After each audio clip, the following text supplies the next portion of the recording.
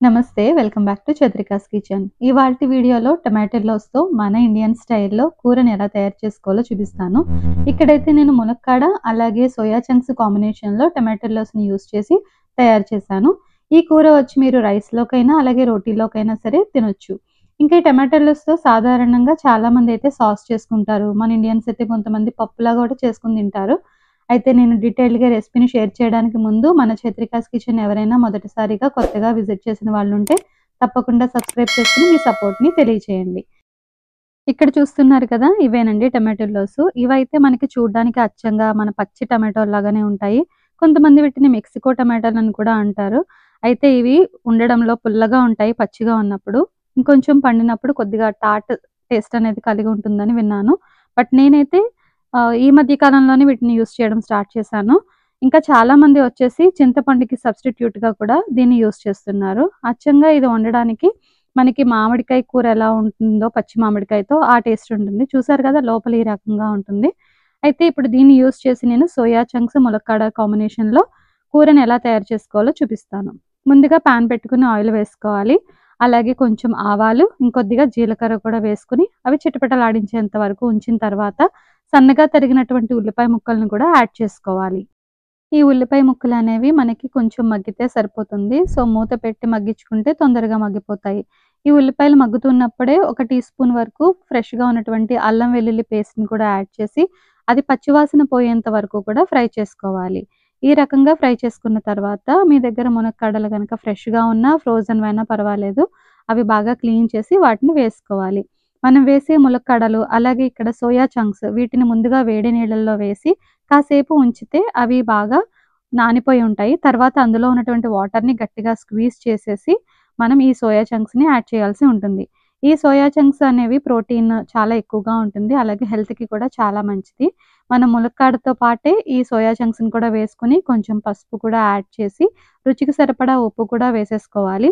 ఇవన్నీ వేసుకొని ఒకసారి బాగా కలుపుకోవాలి. బాగా కలిపిన తర్వాత ఆయిల్‌లోనే మనం వేసినటువంటి ఉల్లిపాయ ముక్కలు, అలాగే అల్లం వెల్లుల్లి పేస్ట్, ఇంకా ములక్కాడలు, సోయా చంక్స్ ఇవన్నీ కూడా ఇలా ఆయిల్‌లోనే బాగా మగ్గేంత వరకు ఉంచితే, ఈ సోయా చంక్స్ అనేవి బాగా మనకి స్పైసెస్ అనేవి తీసుకుంటాయి. కాబట్టి మూత పెట్టి సిమ్ చేసి బాగా మగ్గించుకోవాలి. నీళ్ళనేవి అప్పుడే వేయాల్సిన అవసరం లేదు. కొంచెం సేపు ఆయిల్‌లోనే ఫ్రై చేసుకోవాలి.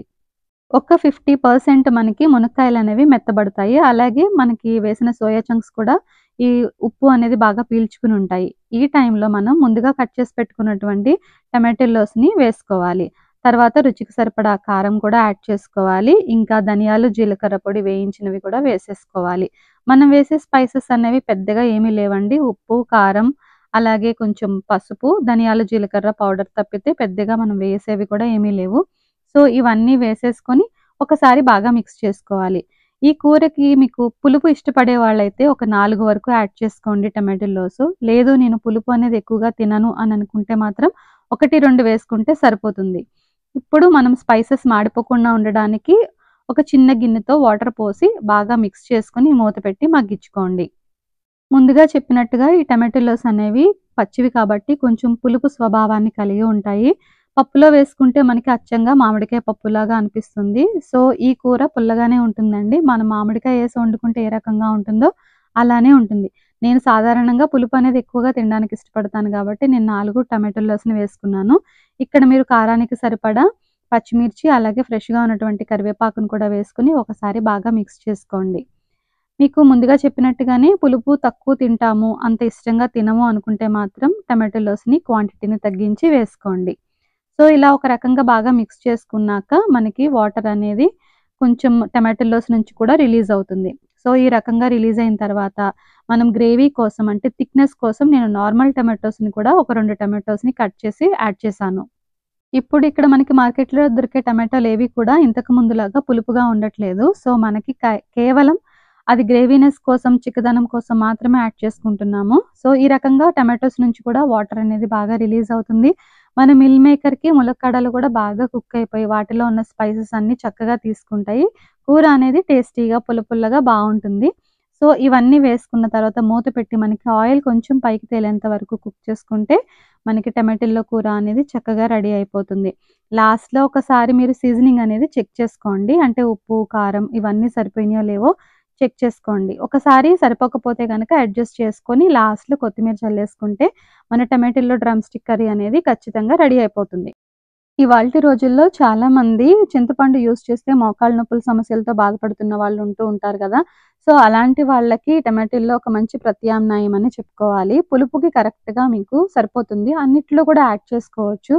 ఇన్‌ఫాక్ట్ దీన్ని యూజ్ చేసి మీరు పప్పు చేసుకున్నా గూడా మామిడికాయ పప్పులాగా ఉంటుంది. సో, నేనైతే ఈ మధ్య కాలంలో కొన్ని రెసిపీస్‌లో ఈ టమాటాలోస్‌ని యాడ్ చేసి చేస్తున్నాను. ఇది అయితే యూట్యూబ్‌లో ఎక్కడా లేదు. నేనే ఫస్ట్ టైమ్ కొంచెం కొత్తగా ట్రై చేశాను. నాకైతే ఈ పులుపు అనేది కొంచెం ఎక్కువ వేసుకొని చేసుకున్నాను. మీకు కొంచెం పులుపు తగ్గించుకొని చేసుకుంటే మీకు కూడా ఖచ్చితంగా నచ్చి తీరుతుంది. సో, ఈ కొత్త ప్రయోగంలో ఈ కొత్త రకం వంట మీ అందరికీ నచ్చిందనుకుంటున్నాను. మళ్ళీ మరొక వీడియోతో మీ ముందుకొస్తాను. అంతవరకు చైత్రిక కిచెన్ సబ్స్క్రైబ్ చేసుకోండి. Thank you.